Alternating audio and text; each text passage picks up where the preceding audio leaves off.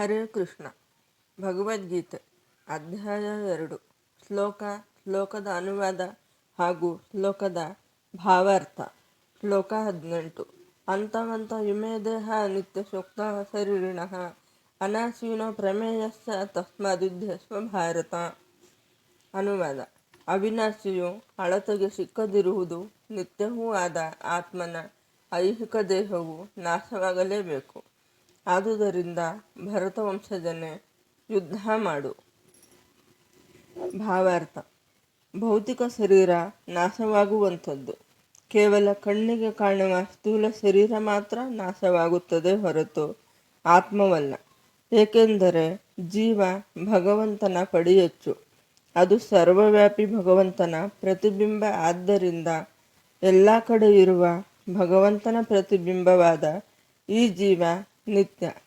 ಇಲ್ಲಿ ಕೃಷ್ಣ ಅರ್ಜುನನಿಗೆ ಹೇಳುತ್ತಾನೆ, ಸಾಮ್ರಾಟನಾಗಬೇಕು ಎನ್ನುವ ಸ್ವಾರ್ಥದಿಂದಾಗಲಿ ದುರ್ಯೋಧನನ ಮೇಲಿನ ದ್ವೇಷದಿಂದಾಗಲಿ ಹೋರಾಡದೆ ಅನ್ಯಾಯದ ವಿರುದ್ಧ ಹೋರಾಟ ಭಗವಂತನ ಪೂಜೆ ಎನ್ನುವಂತೆ ಯುದ್ಧ ಮಾಡು ಎಂದು. ನಾವು ನಮ್ಮ ದೈನಂದಿನ ಜೀವನದಲ್ಲಿ ಮಾಡುವ ಪ್ರತಿಯೊಂದು ಕರ್ಮ ಕೂಡ ಭಗವಂತನಿಗೆ ಅರ್ಪಣಾ ರೂಪದಲ್ಲಿ ಇರಬೇಕು. ನಮಗೆ ದೇಹ ಕೊಟ್ಟಿದ್ದು ಭಗವಂತ. ಆದ್ದರಿಂದ ಆ ದೇಹ ಹೋದಾಗ ಅಳುವ ಅಗತ್ಯವಿಲ್ಲ. ನಮ್ಮ ಪ್ರತಿಯೊಂದು ಕರ್ಮವನ್ನು ಭಗವಂತನ ಪೂಜೆಯೆಂದು ಮಾಡಿ ಸಾವಿಗೆ ಹೆದರದೆ ಬದುಕಿದಾಗ ಈ ಜೀವನವು ಸಾರ್ಥಕವಾಗುತ್ತದೆ. ಐಹಿಕ ದೇಹದ ನಾಶವು ಸ್ವಭಾವ ಸಿದ್ಧವಾದದ್ದು. ಅದು ಕೂಡಲೇ ನಾಶವಾಗಬಹುದು ಅಥವಾ 100 ವರ್ಷಗಳ ನಂತರ ನಾಶವಾಗಬಹುದು. ಯಾವಾಗ ನಾಶವಾಗುತ್ತದೆ ಎನ್ನುವುದು ಅಷ್ಟೇ ಪ್ರಶ್ನೆ. ಅದನ್ನು ಅನಿಶ್ಚಿತ ಕಾಲದವರೆಗೆ ಉಳಿಸಿಕೊಳ್ಳಲು ಸಾಧ್ಯವೇ ಇಲ್ಲ. ಆದರೆ ಆತ್ಮನು ಎಷ್ಟು ಸೂಕ್ಷ್ಮ ಎಂದರೆ ಶತ್ರುವು ಅದನ್ನು ಕೊಲ್ಲುವುದಿರಲಿ, ಅವನಿಗೆ ಅದು ಕಾಣುವುದೂ ಇಲ್ಲ. ಹಿಂದಿನ ಶ್ಲೋಕದಲ್ಲಿ ಹೇಳಿದಂತೆ ಅದು ಎಷ್ಟು ಚಿಕ್ಕದು ಎಂದರೆ ಅದರ ಗಾತ್ರವನ್ನು ಅಳೆಯುವುದು ಹೇಗೆ ಎಂದೇ ಯಾರಿಗೂ ಹೊಳೆಯುವುದಿಲ್ಲ. ಜೀವಿಯು ಇರುವ ಸ್ವರೂಪದ ಕಾರಣದಿಂದ ಅದನ್ನು ಕೊಲ್ಲುವುದು ಸಾಧ್ಯವೇ ಇಲ್ಲ. ಐಹಿಕ ದೇಹವನ್ನು ಬಹುಕಾಲ ಉಳಿಸುವಂತಿಲ್ಲ, ಶಾಶ್ವತವಾಗಿ ರಕ್ಷಿಸುವುದೂ ಸಾಧ್ಯವಿಲ್ಲ. ಆದುದರಿಂದ ಎರಡೂ ದೃಷ್ಟಿಗಳಿಂದಲೂ ಶೋಕಕ್ಕೆ ಕಾರಣವೇ ಇಲ್ಲ. ಸಂಪೂರ್ಣ ಆತ್ಮದ ಸಣ್ಣ ಅಂಶವು ಅದರ ಕರ್ಮಕ್ಕೆ ಅನುಗುಣವಾಗಿ ಈ ಐಹಿಕ ಶರೀರವನ್ನು ಪಡೆಯುತ್ತದೆ. ಆದುದರಿಂದ ಧಾರ್ಮಿಕ ಸೂತ್ರಗಳ ಅನುಷ್ಠಾನದ ಪ್ರಯೋಜನವನ್ನು ಪಡೆದುಕೊಳ್ಳಬೇಕು. ವೇದಾಂತ ಸೂತ್ರಗಳಲ್ಲಿ ಜೀವಿಗೆ ಬೆಳಕಾಗಿ ವರ್ಣಿಸಲಾಗಿದೆ, ಏಕೆಂದರೆ ಅದು ಪರಮಜ್ಯೋತಿಯ ವಿಭಿನ್ನಾಂಶ. ಸೂರ್ಯಪ್ರಕಾಶವು ಇಡೀ ವಿಶ್ವವನ್ನು ಪಾಲಿಸುವಂತೆ ಆತ್ಮದ ಪ್ರಕಾಶವು ಈ ಐಹಿಕ ಶರೀರವನ್ನು ಪಾಲಿಸುತ್ತದೆ. ಆತ್ಮವು ಐಹಿಕ ದೇಹವನ್ನು ತ್ಯಜಿಸುತ್ತಲೇ ದೇಹವು ಕೊಳೆಯಲು ಪ್ರಾರಂಭಿಸುತ್ತದೆ. ಆದುದರಿಂದ ಈ ದೇಹವನ್ನು ಪಾಲಿಸುವುದು ಆತ್ಮವೇ. ದೇಹವು ಅಷ್ಟೇ ಅಮುಖ್ಯವಾದದ್ದು. ಧರ್ಮವನ್ನು ಐಹಿಕ ಮತ್ತು ಶಾರೀರಿಕ ಕಾರಣಗಳಿಗಾಗಿ ಬಲಿ ಕೊಡದೆ ಯುದ್ಧ ಮಾಡಬೇಕೆನ್ನುವುದು ಅರ್ಜುನನಿಗೆ ದೊರೆತ ಉಪದೇಶ. ಶ್ಲೋಕ 19. ಯೇನಂ ಯತಿ ಹಂತಾರಂ ಯಸ್ಸೇನಂ ಮನ್ಯತೆ ಹತಂ ಉಭೌತೌ ನ ವಿಜಾನೀತೋ ನಾಯಂ ಹಂತಿ ನ ಹನ್ಯತೆ.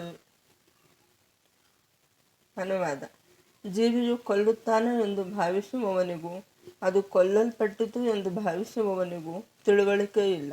ಏಕೆಂದರೆ ಆತ್ಮನು ಕೊಲ್ಲುವುದೂ ಇಲ್ಲ, ಕೊಲ್ಲಲ್ಪಡುವುದೂ ಇಲ್ಲ.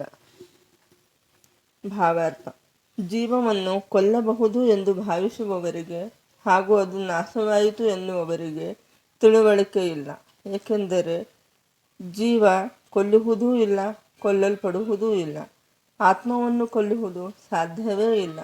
ನಮಗೆ ಸಾಯುವುದು ಅಥವಾ ಸತ್ತಿತು ಎಂದು ಕಾಣುವುದು ಭೌತಿಕ ಶರೀರ ಮಾತ್ರ. ಜೀವಕ್ಕೆ ದೇಹದ ಮೂಲಕ ಕೂಡ ಕೊಲ್ಲುವ ಅಥವಾ ಸಾಯುವ ಸ್ವಾತಂತ್ರ್ಯ ಇಲ್ಲ. ಕೌರವರು ನನ್ನ ಕೈಯಿಂದ ಸಾಯುತ್ತಾರೆ ಎಂದು ಅಂದುಕೊಳ್ಳುವುದು ಅರ್ಜುನನ ಭ್ರಮೆ. ಸೃಷ್ಟಿಕರ್ತನಾದ ಭಗವಂತನ ಇಚ್ಛೆ ಇಲ್ಲದೆ ಯಾವುದೂ ನಡೆಯುವುದಿಲ್ಲ. ಭಗವಂತನ ಇಚ್ಛೆಗೆ ವಿರುದ್ಧವಾಗಿ ನಾವು ಏನೂ ಮಾಡಲು ಸಾಧ್ಯವಿಲ್ಲ.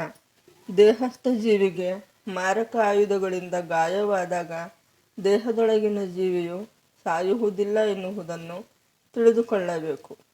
ಮುಂದೆ ಹೇಳುವ ಲೋಕಗಳಿಂದ ಸ್ಪಷ್ಟವಾಗುವಂತೆ ಆತ್ಮವು ಎಷ್ಟು ಚಿಕ್ಕದು ಎಂದರೆ ಯಾವ ಐಹಿಕ ಆಯುಧವೂ ಅದನ್ನು ಕೊಲ್ಲಲಾರದು. ಜೀವಿಯನ್ನು ಕೊಲ್ಲುವುದು ಸಾಧ್ಯವೇ ಇಲ್ಲ. ಅದರ ಆಧ್ಯಾತ್ಮಿಕ ಸ್ವರೂಪವೇ ಇದಕ್ಕೆ ಕಾರಣ. ಸಾಯುವುದು ಅಥವಾ ಸತ್ತಿತೆಂದು ಜನ ಭಾವಿಸುವುದು ದೇಹ ಮಾತ್ರ. ಹೀಗೆಂದ ಮಾತ್ರಕ್ಕೆ ದೇಹವನ್ನು ಕೊಲ್ಲುವುದಕ್ಕೆ ಬೆಂಬಲ ಇದೆ ಎಂದು ಅರ್ಥವಲ್ಲ. ವೇದದ ಆದೇಶವೆಂದರೆ ಮಾ ಹಿಂಸಾತ್ ಸರ್ವಭೂತಾನಿ, ಯಾರಿಗೂ ಹಿಂಸೆ ಮಾಡಬೇಡ. ಜೀವಿಯು ಸಾಯುವುದಿಲ್ಲ ಎನ್ನುವ ಅರಿವು ಪ್ರಾಣಿ ವಧೆಗೆ ಪ್ರೋತ್ಸಾಹ ನೀಡುವುದಿಲ್ಲ. ಅಧಿಕಾರವಿಲ್ಲದೆ ಯಾರನ್ನೇ ಕೊಲ್ಲುವುದು ಹೇಸಿಗೆಯ ಕೃತ್ಯ. ಇದಕ್ಕೆ ರಾಜ್ಯದ ಕಾನೂನಿನಿಂದಲೂ ಭಗವಂತನ ನಿಯಮದಿಂದಲೂ ಶಿಕ್ಷೆಯಾಗತಕ್ಕದ್ದು. ಆದರೆ ಅರ್ಜುನನಿಗೆ ವಧೆಯಲ್ಲಿ ತೊಡಗು ಎನ್ನುತ್ತಿರುವುದು ಧಾರ್ಮಿಕ ಕರ್ತವ್ಯವೆಂಬ ಮಾತ್ರದಿಂದಲೇ ಹೊರತು ಮನಸ್ಸು ಇಚ್ಛೆಯಿಂದಲ್ಲ. ಹರೇ ಕೃಷ್ಣ.